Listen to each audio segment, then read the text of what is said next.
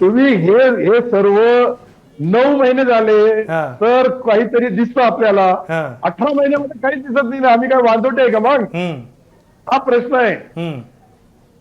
पण असं काय झालंय की अब्दुल सत्तार हे झालं. राज्यात तुम्ही राज्याच्या राजकारणात नेहमी दिसायचे, तुम्ही मागच्या काही काळापासून पार अडगळीत पडल्यासारखे आम्हाला दिसत आहेत.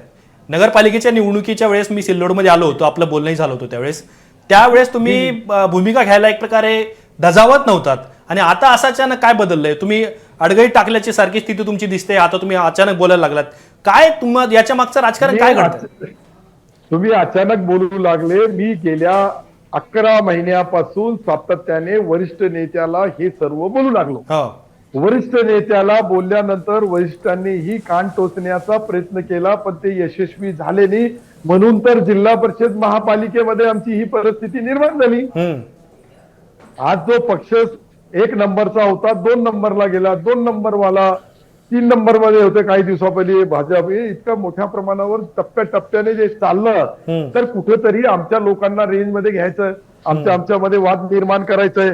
खासदाराला वेगळं बोलायचंय, आमदारांना वेगळं बोलायचंय, पालकमंत्री महोदयाला वेगळं बोलायचंय आणि त्या पद्धतीतून त्यांची सत्ता त्यांच्या आजूबाजूला कशी राहील हे आमचा मित्र पक्ष जिल्हा लेवलवर करू लागलो. मी काही राज्य लेवलवर बोलणार नाही, मी काही राष्ट्र लेवलवर बोलणार नाही, पण जिल्ह्यामध्ये जी परिस्थिती निर्माण झाली याची मी वाचा फोडण्याचा तुमच्या माध्यमातून प्रयत्न करू लागलो.